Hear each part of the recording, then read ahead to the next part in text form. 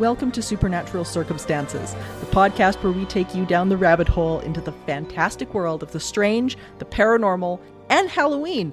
I'm Morgan Knudsen. Come along with me on this week's adventure and Halloween episode. Welcome, guys. It is Halloween 2025. This is fantastic. I mean, you can't get much more exciting than the Halloween season. And I don't know about you guys, but I am ready to go. Especially with today's guest. We have the incredible Jason Hewlett, who you guys probably recognize from past episodes, but I had to have him on because we are celebrating the release of a brand new documentary. It's been all over social media. I'm sure some of you guys have caught it at this point. I've been blabbing about it. Tracking the Wendigo. It is a brand new documentary from Small Town Monsters and featuring the incredible mind of Jason Hewlett. This is his baby, and I got to help him bring this to life with a lot of amazing people along the way, including someone you might recognize, Mr. Mike Brown, and our adventures. Now, we've talked about this on the show before, and this show has kind of been in production limbo for a while. There was a bunch of things that kind of held it up. And now it is out, you guys. It is available on YouTube. You guys can watch this. And what I love about this is that it takes you really into the heart of my world, which is Alberta and the vast wilderness. You guys are going to be able to see and come with me and Jason and some very dear friends of mine, Alicia and Derek and Willow. And you guys are going to just meet some incredible people along the way. But this documentary was really important for me to do because not only is this a phenomenon that's very central to this countryside, and I get a fair amount of reports of it as a paranormal researcher, I get lots of accounts told to me, but the integrity with which Jason pursued this was phenomenal. And I don't want to waste any more time. We're going to get into this. Let's go. Well, not only is this our Halloween episode, which is ideal and perfect, we get to launch our big announcement, Jason, that we have been hiding for a while because this incredible project that I feel so blessed to be involved in came out yesterday. Let everybody know what it is. Well, it's tracking the Wendigo, and if anyone has been listening over the last year, Morgan, I guess, because we've talked Wendigo on your show a few times now. We've teased like the adventure that we went on in May of 2024 with Michael Brown and Alicia Perot-Werner, and the book we talked about that came out earlier this month, which is Heart of Ice, Tracking the Wendigo. But now the film is finally out. It's like a multi-stage thing a project that's taken, I would argue, a year and a half of our lives, probably, if you think when we first inception to talking about it, to doing the adventure, to filming, to editing, to now. And wow, has it ever been worth it? Yes. It got stuck in production limbo for a little while, and it finally, it's out. People can see it, and I'm so proud of having been a part of this, because for everybody listening, Jason created this. This was his baby, and it was one of those projects that he, because I think of your journalism background and just you as an investigator, because I think the world of you, your level of integrity with this project has been phenomenal. And I'm so excited for people to get a real glimpse as to what we experienced, what we went through, the people that we got to meet. Tell everybody a little bit about this. What is this documentary? What are people going to see? Well, it started off, the project started off as just, an idea, and you and I talking about it and kind of dipping into the folklore. But what really, I think the documentary was really set off by when I mentioned to someone locally that I was working on a book about the Wendigo, they said, well, my wife saw one. And I'm like what? Yeah, because in this day and age, you don't think about that. Oftentimes, I think our brain is kind of oriented to this as being a historical story. It's not. And it's not. And I think that's one thing I really learned through this is that, yeah, this was a sighting near to where I live, within the hour vicinity. It took place in the winter time, which fits well within the Wendigo lore. It was around the time that the witness's brother had fallen into addiction and passed away. So there's that whole bit of, consumption and all this kind of stuff.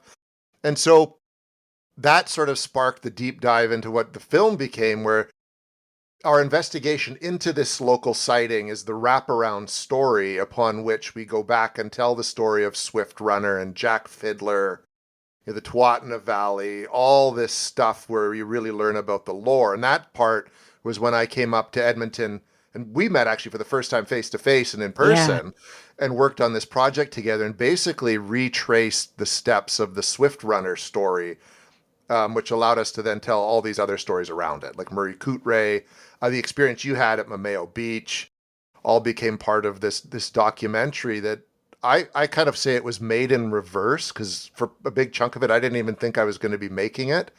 And like you said, there were some issues behind the scenes that came up. And then in literally April of this year, Seth's like, did you want to direct the movie? Seth Breedlove, who runs Small Town Monsters, like, we've got the book. The film project's just sort of here. Do you want to make it? And I just sort of said yes and put it together based on stuff I'd shot when we did our adventure, not knowing if it would even be footage for the film. I just shot it as research. And then went and filmed all this other stuff. So that's in a nutshell the documentary itself. Yeah, and I mean, it's people I think are going to get a lot from this, because when I was fortunate enough to see the early release of it, and what really struck me, and maybe it was just because I was there, I don't know, but it took me back to the entire adventure. And that's what I'm really excited for people to experience when they see this, because you are going to feel, guys, like you are there with us doing this and talking to people and going to these places. And that's the genius of this, because I think so often throughout history, we get told these stories. We get told the stories. But this is designed different. This isn't a documentary that's talking at you. This is a documentary that is bringing you to the places. You're following this journey, and I think it becomes immersive for people on a couple of different levels. Not only on the surface level, which is we're looking at is this being real, investigating stories that we as researchers get told to come out and investigate encounters and things like that. But I feel like we're at a point in history in our society that these stories of Wendigo and the mindset of that is becoming more relevant. What do you think about that? Like, do you think, like, I think there's something, and I'm trying to find the words for this, but there's a spirituality about these stories that is relevant now more, I think, than it ever has been. I think so too, because the Wendigo is about what happens when you become selfish, what happens when you take more than you need, what happens when you treat people poorly.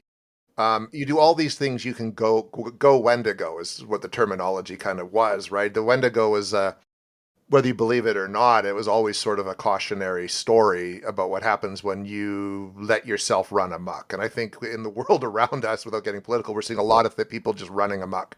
And we've become very self-centered as a society, very individualistic. We're all about consuming and indulging and taking things. And these are all things that lead, if you believe the Wendigo story, to our own demise, basically. And that's kind of the point of the Wendigo story. So yeah, I think this is very timely, this topic. Whether people will pick up on that or not, I don't know. But I think the message is there. Yeah, and I agree. And I think, as I say, I think most people are probably going to watch this on the maybe the level that we kind of intended it to be. But I think just as things have gone along, I can see this I guess mentality and whatnot just sort of resurfacing, and I find it's very, very interesting. Because I don't believe in coincidences. I know you don't either. That there's a reason for all of this that's sort of presenting itself the way it is now. And so I think the timing of this is very interesting, both on the of course the cryptozoology front, but also on the spiritual front as well, which is fascinating. So for people who are not, and I'm sure those who have listened to the show a million times have their fair share of what the Wendigo is. But as you were moving through this, of course, the descriptions of the Wendigo often change. There's, depending on which culture you talk about or talk to. What has your understanding of this being become? Do you think that this is something that has manifested as something physical, or are you still sort of way in the camp of this is a mental issue? Where are you sitting on that? It's because we talked about this. It's talked about in the film, and then you and I have just talked about this. It's like this a little bit of both. Like it's definitely there is a mental component to it, and that kind of showed up in the very real Vince Lee bus massacre, which is in the book, but it's not talked about in the film. Can you just describe that a little bit for people that maybe have not heard that name? Because it was a Canadian story. Yeah, from 2008, I think. And he was someone who departed a bus from Edmonton and was heading into the prairie, Saskatchewan, I believe they were headed for. And he was sitting next to a gentleman, and at some point, Vince Lee just decided to kill him and start eating him and cutting off pieces of flesh and putting them in Ziploc bags to be used forever. And the bus was evacuated. It was Vince and his victim. The police eventually swarmed the bus and arrested him. A bit of folklore around that is people believe that Vince Lee read an article written by Nathan Carlson about the Wendigo shortly before he went on the bus. So Wendigo psychosis has been attributed to this case in some regard. And the Wendigo psychosis is like the DSM trying to create a psychological mental health reason for why people do things like this. They have to label it. They have to label it. And we do as a society. We like to label things. It makes things just sort of easier to understand. But Wendigo psychosis then is only these sort of things typically only happen within the indigenous people, the Algonquin and Cree tribes. So Vince Lee's a bit of an outlier in that regard. Whether or not he was influenced by the article, we don't know for sure, 100%.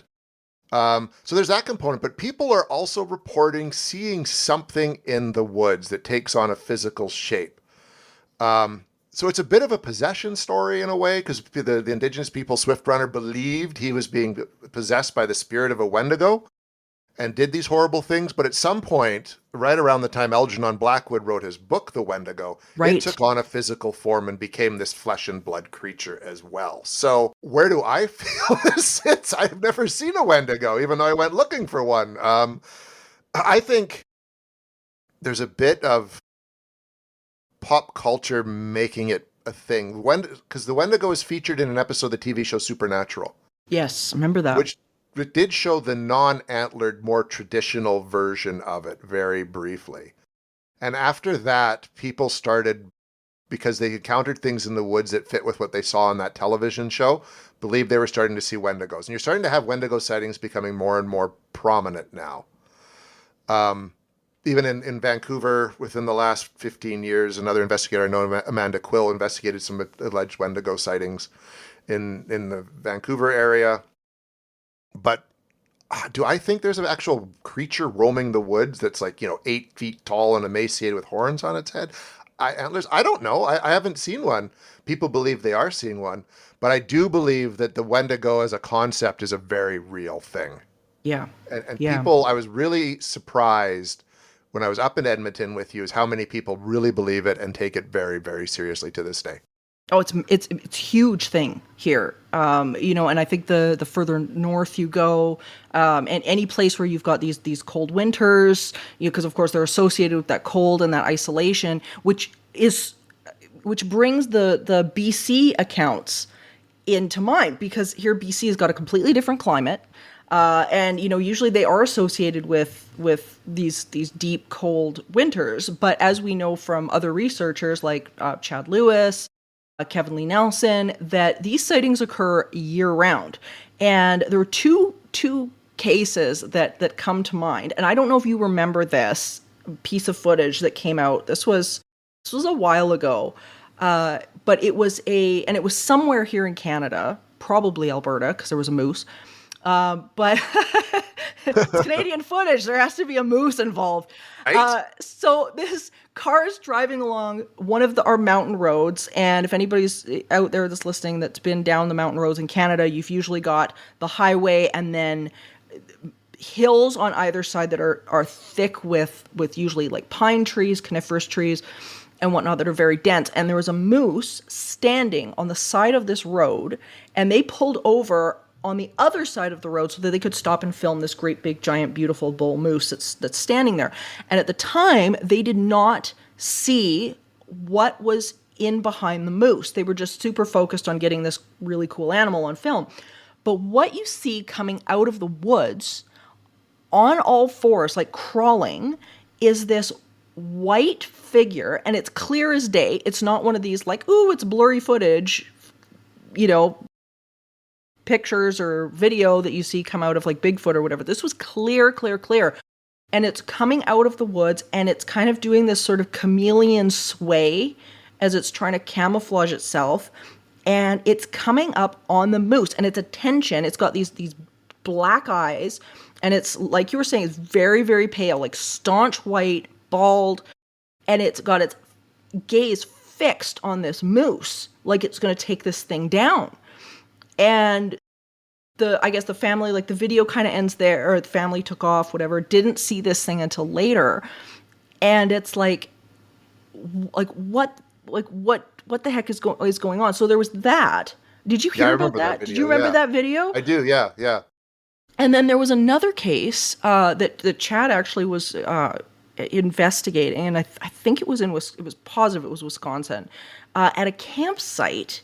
And this story was very interesting, and I'm just trying to bring this phenomenon into the present day for listeners to show that this is still going on. But he interviewed two lovely young men who had been at a kids camp.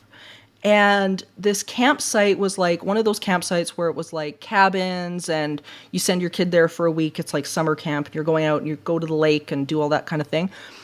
And the oldest boy, I believe his name was Justice. He reported sitting in the cabin. He was playing cards, and he looked up, and in the window, he saw these two bright eyes looking in the window. And when he focused, he realized that there was this tall, thin, like rail thin being bent over, looking in the window of his cabin, only to later on, he didn't tell anybody about this, only to later on have it be seen by his brother, Jonathan, I think his name was, and a couple of other kids. None of these kids had heard of the Wendigo before. Like, no history, no nothing. They saw this thing walking through the woods, like almost watching them from the woods, to the point where the camp counselors were like, nobody leaves here without a buddy. And it's like, these kids... Chad mentioning that story, yeah. Crazy. And so, I wanted to bring that up because it's like, these are encounters that people are having now that, I mean, what the heck is this? Like, I mean, clearly this is something that's present day. Yeah, and being seen recently, you know what I mean? Like the Vancouver sightings were within the last 10 years, and I'm sure we're going to hear more of them coming up as the Wendigo continues to be something people talk about. Like, the fact that even Small Town Monsters agreed to a documentary and a book on the subject shows it's still relevant, and it's very much on people's minds. And I think it's just going to be, and movies like Antlers that came out just a few years ago, the Wendigo's a thing. It's not like Bigfoot hot right now, but it's certainly a popular subject, right? Do you think that, because we touched a little bit on the spiritual side of what this is and sort of the undercurrent of it, because I really think in a lot of these stories, like when we look at things like the Yeti, for example, you've got the encounters that people are having, and then when you start talking to like the Sherpa people in the Yeti's case, you begin to understand that they see this as like the guardian of the woods. Like there's an undertone of it, like if you transgress against nature, the Yeti's going to get you. Like that's kind of the story, right? If you overpopulate or you push into the wild too much, the Yeti is there to be like, like we're done. You're not going to do this, and you're going to face some sort of justice. And I kind of wonder with sort of what's going on, because we talked a little bit about overarching, like what's going on in the world right now, and I think the level of nastiness, the level of violence. I mean, we see it a lot on social media. I wonder if there is something within people that is being drawn back to some of these stories, that are identifying, like, wait a minute, there's something here, and maybe that's not a conscious thing. But I wonder if there's some sort of subconscious of us, because I think a lot of people right now are going back to the old stories. In many areas, they're going back to the old stories. What do you think about that? I think so too. There's definitely been, even since the pandemic, in 2020, there's been more of an interest just in spirituality, and the paranormal. Interest in the paranormal skyrocketed in the last 5 years, and even like horror movies are bigger now than they've been in a very long time. So I think when you enter a time of basically like of strife, our species turns to these sort of scary stories, maybe as part of some kind of solace. You know what I mean? Looking for some kind of release, perhaps, and possibly even to understand. And I think, when you have something like a global pandemic, it makes people question the very fabric of their reality. Like, are you living your life right? Like, when you're sort of faced with like sickness that can kill you, you start to question, like, well, why am I going to a job every day that I don't really like? And why am I focused on, just buying stuff I don't need, et cetera, et cetera. I think that definitely, happens. And I think then stories like the Wendigo, and Yeti and the spiritual side of things become way more important, because people start thinking there's got to be more to life than just this. 100%. And it's interesting you're bringing it back to around the time of 2020, because that's also when I started to see the resurgence into this way of thinking. Like, I hosted for quite a while during the lockdowns a show online called Spiritual Healthcare, and they were like a series of lives that we did every weekday morning, with a group of people. Whoever the hell wanted to attend could attend. I would like broadcast it on my Facebook page and whatever. And you guys, if anybody's interested, you can go to my YouTube channel and you can find all the episodes. They're all there.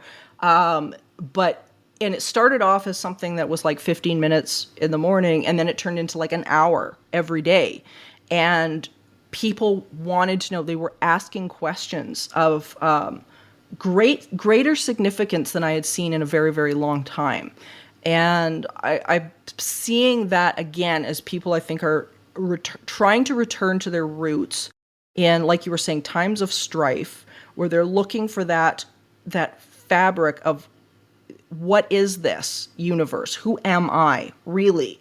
And I don't think any story, or there's very few stories that tell it better than the Wendigo, because the Wendigo is forcing us to examine not the heroic side of our personality. It's forcing us to examine the other side. We like when we review history, we like to think that we're going to be the good guys, and the Wendigo challenges that. It's like, you're not going to be the good guy. You could be the one that's aggressive and is, literally killing, like in Swift Runner's case, killing the family. In the case of Moose Tooth that we didn't get to cover, I hope we get to do another one of these, because to me the Moose Tooth case is just out of this world.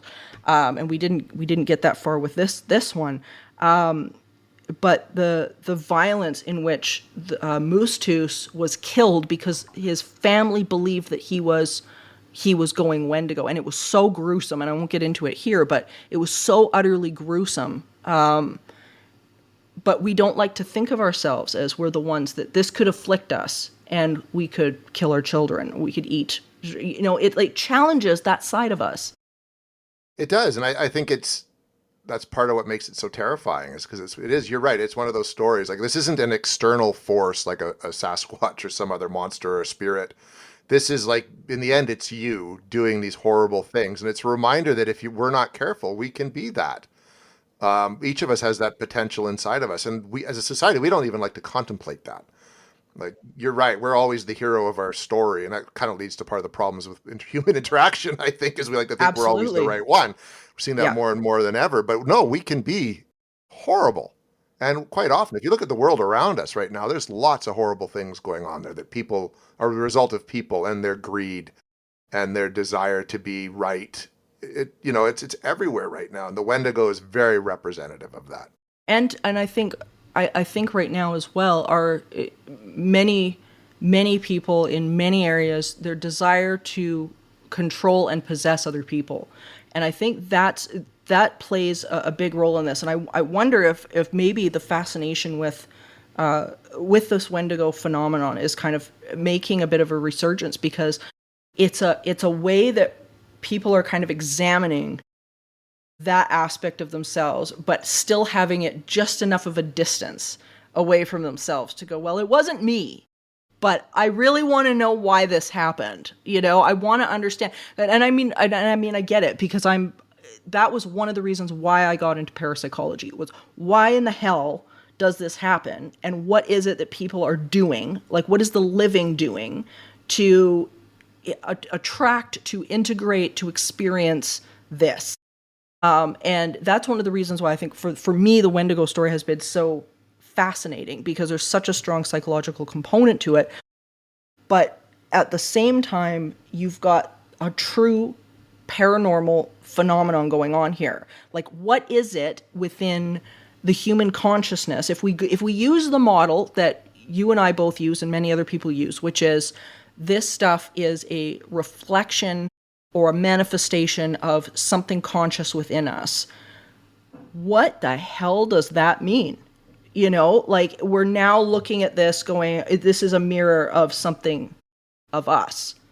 And it's reflecting back at us this story. So maybe the question is, like, if we're looking at a thought form and this thing is wandering around, which it may be, I mean, it really does challenge us on a very, very dark level. Like, if we're dealing with a Wendigo and one shows up chasing a moose in your backyard, what do we do about that? Is this an internal thing? Can you do anything about that? Right. That's the other side of it, right? Like, I mean, I remember reading an article, and Ollie and I kind of joke about it in the movie when we go and do our investigation. Like, there are ways to kill a Wendigo, right? But it's just like, really? Are you going to actually do any of these? Like, you're going to, like, shatter the heart and scatter the remains unconsecrated. Like, this article went way out. But I mean, I think that's what makes it so scary, is that if it is this real thing that you can encounter, like, you're screwed, basically. Yeah. Like, and it can present as the face of a loved one. Yeah, as a loved one. It can use the dangerous part. A voice that, if someone you know, or even your voice, to lure you out into the woods. You know what I mean? To get you. Like, that's what makes it so scary. Like, I'm not a big demon guy, but it's a pretty demonic thing, this Wendigo, right? And I think that's why it's so frightening and also so fascinating at the same time. And it's a demonic thing that is basically born of yourself. Yeah. And your own ill will. And not only presenting as mimicry, but in the case of in the case of people like Moose Tooth and Swift Runner, for instance, the face of evil was these kids' father. It was that you're looking at a person that now becomes something else, which is a whole other thing. But it reminds me, talking about the mimicry aspect, I'll recite this story quickly and get your thoughts on it, because this really struck me. It was a friend of mine who, this was a number of years ago when I was writing my first book, Teaching the Living, and I have a section on the Wendigo in Teaching the Living, and she had messaged me and said, I've got a story for you. And it surprised me, like it surprised you. Like I'm surprised there's a current case that's going on here. Because I put it in the book for the psychological factor and starting to understand what was going on. And she said she had been out hunting in Edson, which is, for everybody listening, it's about, it's about like 45 minutes, an hour outside of Edmonton. And so she's out hunting. She had a group of friends with her. And they had gone down this beaten path. Now, Edson is a mountain town, so it's lots of mountains, lots of trees. Like, once you're down in those woods, you're gone. And so she and her friends, they're going down this path that was like not a well-known trail, no footprints, nothing. And they started to hear what she described as like an elk, but she said the sound was, the way she put it, was mechanical. She said it was so weird. Like, she said, in like, for all intents and purposes, everybody was like, it was an elk. But there was something so off about it. And she's, everything in her being, that instinct took over. And she was like, everybody just stop. Like, this is very weird. And, excuse me, so that the animals, the elk sound, I can't remember what it turned into after that, but it shifted from an elk sound to something else. And it was like the new sound replaced the elk sound. It wasn't like the elk sound quit and another animal started. It was like this new sound was replacing the old sound. And from that point, it turned into a voice. And she said it sounded like a woman calling for help and for them to come over there. And she was, at that point, they'd figured out that this voice seemed to be coming from a stand of trees that was sort of in front of them and I think to their right. And there was nobody there that they could see. And it was suddenly this woman calling for help. She said it was very monotone. It didn't sound right. She would have been one of the first people, by the way, to go over and help somebody. Like, she's very fearless. She's an amazing girl. She's extremely fearless. And she, interestingly enough, she remembered lessons from my workshops and was like, this isn't right. We need to turn around, back up, and walk out of here, but don't react to it. So meanwhile, her friends are terrified. They're just don't know what to do. They're ready to bolt and run. And she got the group under control, had them turn around and leave. And she said, I've never, ever been so terrified of whatever this was. She said there was no question in her mind that it was trying to lure her into this tree stand. But she said this was not a person. It was speaking words, but this was something else. So, like, what the heck? And there are always weird things in the woods. I've discovered, having spent a good chunk of my life in it. But that fits with what you hear with some, especially modern Wendigo lore, right? What I think is really interesting is it started off as a sound that was animalistic that turned into a voice, and I think it was like the original sound wasn't working. Sounded off. Yeah, like it's almost like it was getting its vocals, warming up to try to but people heard it, and I think that would be terrifying because how do you respond to that? Yeah. What do you, other than to just get out? Out, which I mean, especially if you know that there's no sign that there's actually a person there. Yeah, and there was. She said there's no footsteps, there's no footprints, like no sign of it, and sound of distress. You know what I mean? Like nothing like that. Nothing. And why didn't the person step out? Right? Like you expect if you're desperate and you're trying to get help, you're going to be waving people down. There was nothing. It was come over here. I need your help. Come here. Yeah. I'm not going to come to you. You come here. But I'm not going to show you who I am. I mean, it's so predatory. It's so predatory. That gave me goosebumps. But let's talk a little bit about what you uncovered in this doc, because you talked to some really interesting people in BC who I had not met that were full of information. A lot of experts. I mean, you've got the amount of incredible people that you have lined up in this show is remarkable to talk about this, because it is hard to get people to talk about it. Mm-hmm. So talk a little bit about that in British Columbia, because I don't think people hear about that very much. No, and I mean, like a lot of the people in BC that we had, I mean, there was the witnesses to the event that I interviewed in the bowling alley, which I thought was really, they didn't want to be on camera, but I interviewed them in a bowling alley and got their story. So that was really good. And then Pete and I went and did our thing in the woods. And then sort of Ollie and I with my friend Sean, and Sean even related a story about that same thing. The person who was around the campfire and heard, the voice talking and such. And then she didn't end up in the film, but Amanda Quill, who I mentioned before, the investigator down in Vancouver, provided a lot of good background information. Geez, I'm trying to remember everybody I talked to. You're right. There's a ton of people. There's so many people. Yeah, Chad, right? Of course. It was great to get him on and interview him remotely for it. Yeah, there's so many, but it was hard. It was hard to find the people to talk to, which what made coming to Alberta so good. Like especially to have like Alicia, who's like is Indigenous, because Yes. and that's something that was important to me, Morgan, was because it was the same thing with Ogopogo, with like Cursed Waters and Legend of Ogopogo. These are Indigenous stories, and to be a white person telling an Indigenous story, we do that all the time, and I want their perspective.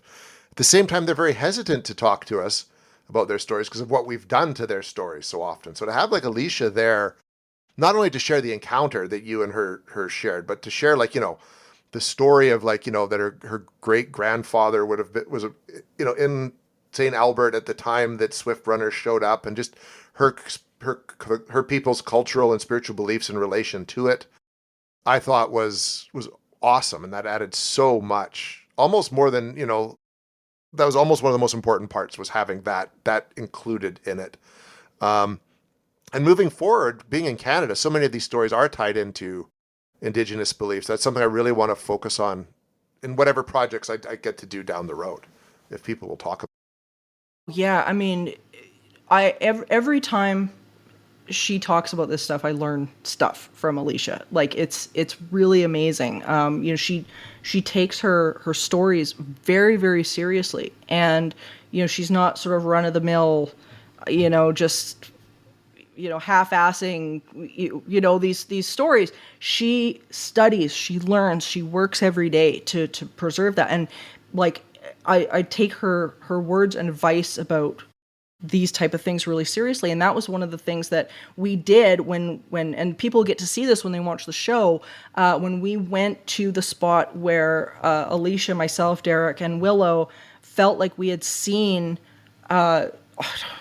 I still don't know. What the hell did we see, Jason? I don't know what it was. I mean, it's the closest damn thing I could pin to a Wendigo, whatever that was.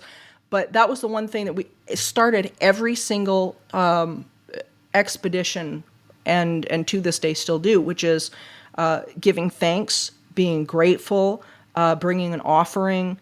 It's something that we did every single time with our Dogman research, Bigfoot research, all of that. And every time it paid off in so many ways. We went in feeling better, but we got more out of it as well. It was like, oh, you're giving? No problem. The universe is gonna give back, which is cool. So that brings me to, what the hell did we see, Jason?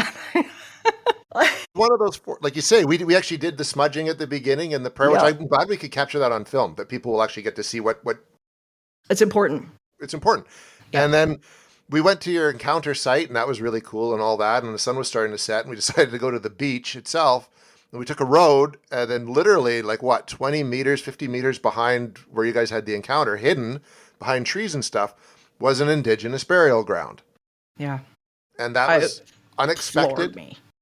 And it was what was interesting was that there are parts of that looked fresh, like freshly buried bodies were there. And in that area, that's where sort of Michael Brown started to feel off and sick. And then you guys also found at the back of the burial ground, like this secondary area where there was other people buried, but there's also like these piles of crosses that were just haphazardly thrown around, and it had smashed, broken. It was smashed. And it was very unsettling. That part, like the rest of it felt pretty calm and like you were A-okay.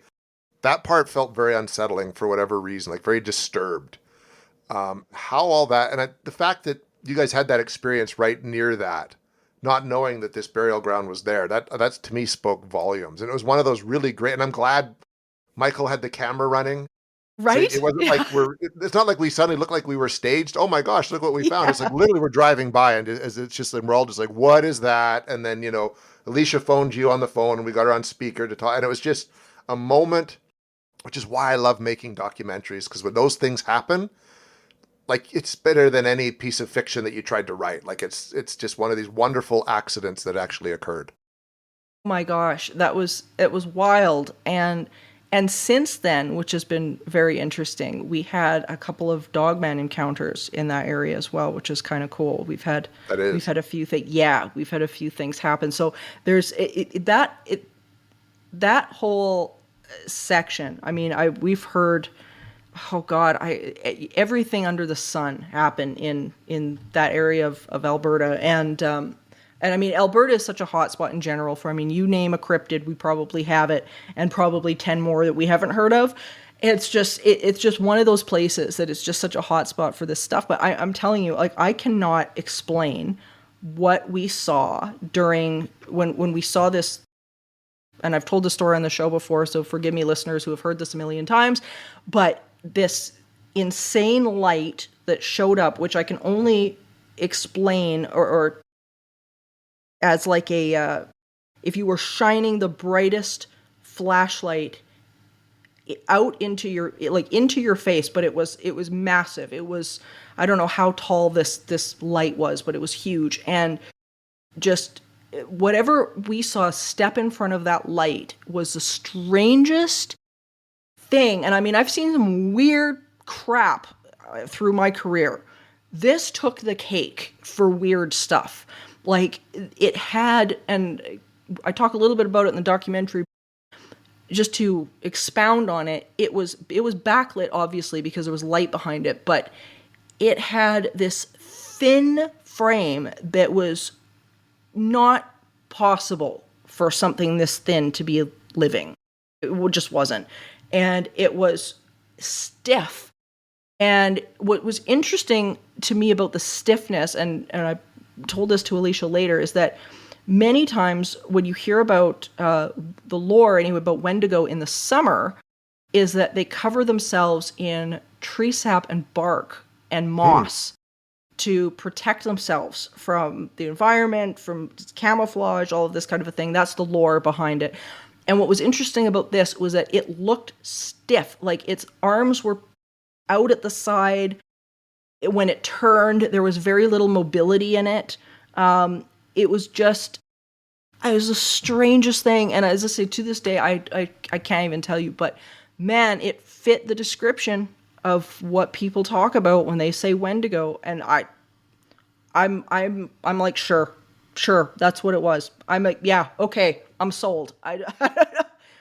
Bizarre. Like, have you heard descriptions like that in anything that you've investigated?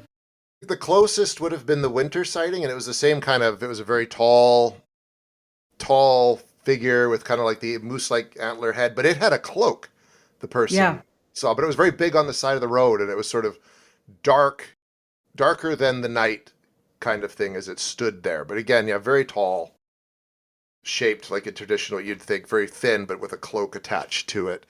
The one sighting down in Surrey, I believe, that didn't make it into the film, but it's in the book, is where the person was in their room looking out the window, and they heard something approaching, and literally it was like this tall, thin, skeletal shape with a deer-like head with antlers with the red eyes that peered in through the window, much like, you know, the kids at the camp. So there's been enough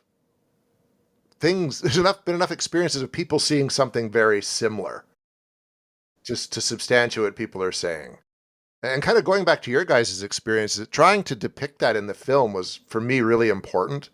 Yeah. When I would sort of decide I wanted to put an animation to it, and, you know, and Seth Breedlove and Zach Palmancero worked really hard to create the animations that people see in the film that describe it as best we could based on what you had said. And it was like really important to get those kind of moments right, because we couldn't do a dramatic recreation of it.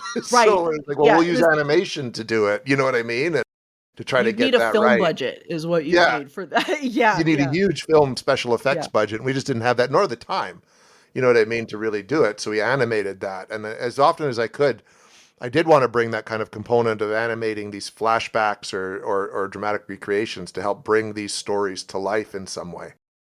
It makes a huge difference. And I mean, what you guys did is phenomenal. I mean, it really pulls you in. I think between, you know, the animation and the special effects, but being at the locations, you know, and I think you guys hit that balance of not overdoing it with the special effect, like just allowing people to get allowing the special effects to enhance the story, I think is what I'm trying to say, rather than replacing the story with the special effects, and letting the places tell the story. They do. And if you're lucky enough to go to these places, you've got to use them. And as much as I can in my work, I really want to do that. I think My background, like, I have a film background, and I was a cinematographer on a documentary short, like, 30 years ago. But mine is more, other than journalism, is more like narrative film. So I didn't want to shoot a documentary and tell the same story from 4 different perspectives and just keep repeating it. Like, I wanted it kind of told once. And then if you're on the site, kind of to flesh it out a little bit and then to show more. And I really wanted to keep it moving. Like, I didn't Right. want, like, Yeah, you yeah. can have an hour-long documentary that feels like a slog, you know, Absolutely. and I didn't want that. Ours is, I think, an hour 42, and everyone that has seen it so far has told me it just moves, and that's what I really, really, really wanted, was something that just felt propulsive and entertaining while also being educational and I was actually informative. surprised at the length that it was, because when I finished it, it did not feel like an hour 42. No, Like it that's good. felt, yeah, That's good. like yeah, and I mean that as like a compliment, because it didn't feel that way. It felt like I was done in an hour, and it was like, because I was so engaged in it, and when I noticed the time on the chart, I was just like that was an hour and 42. Damn, like I really enjoyed that.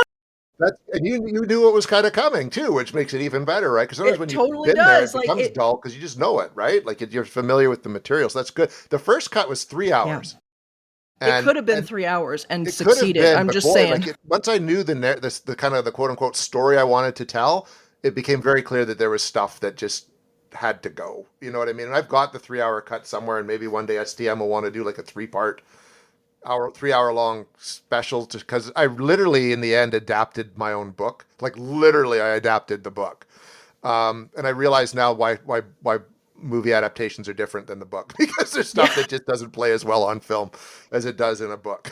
So Yeah, well, and that's the other thing too that we have to touch on, is the fact that people can get the book, and it's such a great companion piece to this. So talk a little bit about that. What's in the book that's not in the film, and like why do people need both of these? okay, so the book does have whole sections more like going a bit deeper, kind of into the Jack Fiddler story. It has a lot more, as I already mentioned, about the modern day sightings that occurred down in Surrey. I interviewed a great researcher named Ronald Murphy, who he talks a lot about how the similarities Wendigo has to other lore, like the Wild Hunt, and how different cultures have these sort of belief systems. I talked to Sam Sheeran, of course, who's an artist, and he talks more about the Wendigo in popular culture. So there's those aspects of it that do add more to the lore of the Wendigo. And also the book documents our adventure that we had in the investigation Pete and I do. But what's neat is in the movie, so you've got more of the investigation into the Wendigo, the modern day Wendigo sighting near where I live, where Ollie and I actually, with Sean, go into the woods and conduct a full-on official investigation, and none of which is in the book, and I think makes for really, really nice bookend to the film itself. And it adds that whole on boots on the ground adventure aspect of it too that I like to play with. Oh, absolutely. Like, I mean, again, it's about really bringing this home for people to understand that a lot of what we consider folklore is real stories. And it's funny because I was just recently had on Richard Freeman from the Center for Tea and Zoology, and Galen was my co-host for that episode. It was amazing. And what the funny part about this was the fact that that episode was the most downloaded episode of September in that. Really? So That's I'm awesome. just saying. Just saying he's doing something right. Yeah. But what was the reason why I had Galen on for that episode was because Richard was talking about these incredible creatures that we usually just chalk up to folklore. Richard is amazing because he has been all over the world dozens of times looking for these creatures. He's been to Sumatra, he's been to Russia, he's been to like boots on, like, you want to talk about boots on the ground. This guy, I mean, he's I think he's going back to, I want to say it's Sumatra or Indonesia in the next couple of weeks, but he's been like 12 feet from an orang pendek and Wow. nearly caught this on film. And so his stories are just incredible because he talks to the locals, he's engaged with the cultures, all of this. And the one thing he brought up at the end of the episode, which really, really captured my imagination, was he said the one thing that I've been getting stories of from all parts of the world have been stories of dragons. And it's like, wait a minute, what? Like, what are we talking about? And he ended up talking about them in the same context that we're talking about the Wendigo, in the sense that these things seem to be coming from maybe a separate reality. They might be coming from thought form. They might be something. But it brought home stories of like the New Jersey Devil, the Van Meter Visitor, same types of description, these wedge-shaped heads with these bat-like wings. And he said, you'd think it was nuts until you're talking to like doctors in these countries who are like, I saw one of these things eating a sheep. He's like, I don't know what to do with this story. Like, I don't know what else to call it. And the best reference that people have for what they're seeing is, he's like, I don't know what else to say other than this was a bloody dragon. Yeah. But here you've got, all these people from all over the world that are, they're experiencing this. And so there's so much to me to be said about these stories that we're so quick in the West to wipe away as a folklore story, like the Wendigo. And that to me is one of the important things about this documentary, is that this is tangible. This makes it tangible for people. I think it's the first documentary on the Wendigo in quite a while. Like, there's been YouTube stuff and shorts, but it's actual and I don't think there's been a book since Chad's book. No, and and documentary wise, the last one that I can think of was In Search of Monsters. They did a Wendigo episode with Chad. Actually, he was on there, and I think my friend Dr. Lynn McNeil, she was on there as well, talking about the lore aspect of it. But yeah, it's so interesting. Like, we have to start re-examining our world on such a massive level, and understanding what it means. Like, this stuff isn't happening to us; it's happening from us. And I think we've, as conscious beings that are consciously interacting with our projections and creatures that are manifesting, and we have to start paying attention, because I think it'll bring a magic back to the world that we desperately need right now. I think so too. And I think it's, like, nothing happens by accident. So the fact that, this project started a year and a half ago and it's now just come out at this time in history, I think speaks volumes to the importance of it. And I'm really thankful that Seth Breedlove believed in it to keep it going, and Heather Mosier, and that you were 100% on board from the get-go. Like, when I remember that first message, hey, Morgan, I'm working on a book about the Wendigo. Do you know much about it? And you're like, heck yeah, let's talk. Like, it's like that. And within that conversation, we'd planned that expedition to Alberta, like, for the next month. Yeah. So it was like April of 2024, but I'd already been researching it for about a month. Yeah, well, I mean, I'm always for bringing this stuff to light with as many media forms as I possibly can. Because I mean, like, I've done the works. I've done TV. I've done the podcasting. I've done docs. I've done books. I'm just such a fan of. I'm a fan of Small Town Monsters just to begin with. I mean, I think I've seen everything they've done, but just to work with qualified, credible people that care as much about the integrity of this stuff as I do, in a world right now where we have media that is lying through their teeth about everything. And I quit a show a couple of years ago for that reason. I told, it was an international show, and I said they were presenting a false narrative, and I'm like, I will not participate. And so I ended up leaving. So to me, it's like being able to do this with this level of curiosity and integrity and excitement and passion. It's everything. So, I mean, what you've done is so fantastic. And yeah, I'm so looking forward to people seeing this. Tell everybody where they can get the book, where they're going to see the film, because we got to plug the hell out of it. The film is currently playing over on the Small Town Monsters YouTube channel. And there are plans for it to expand beyond that, which is great. But yeah, you can go watch it right now, for free kind of thing. Check it out. Please check it out. The book Heart of Ice is available through smalltownmonsters.com and Amazon, and I believe there's plans for it to even expand beyond that as well, as always, right? Like these things sort of take off on their own. But please check out both, and I hope you really enjoy them. Absolutely. And the link to those guys is in the show notes as always, so you can just click on that and go to town.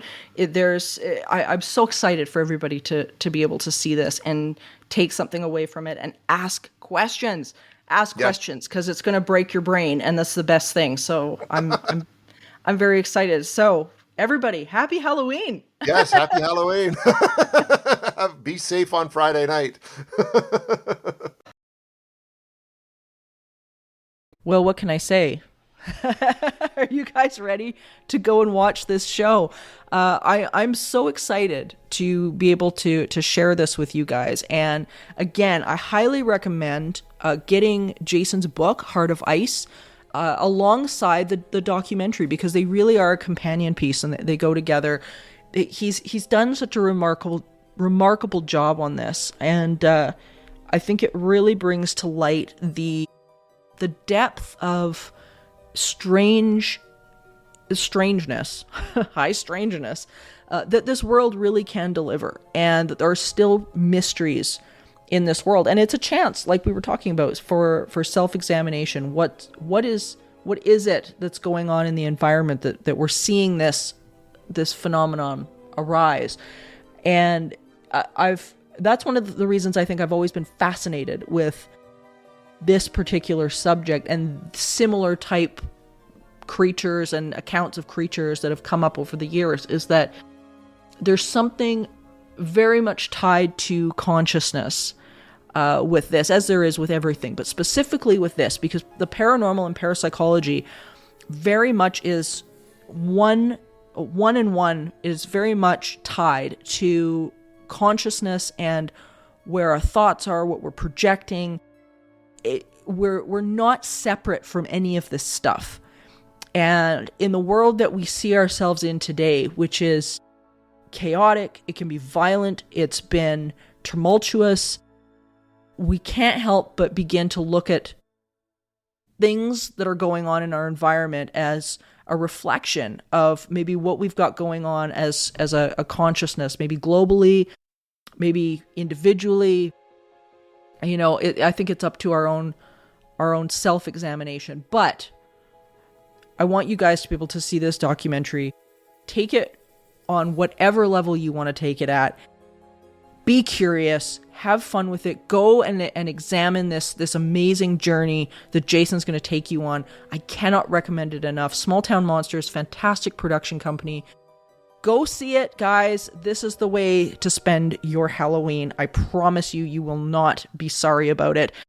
So, thank you for joining us on this eerie expedition, dear listeners, this Halloween. And remember, there is no line between the natural and the supernatural.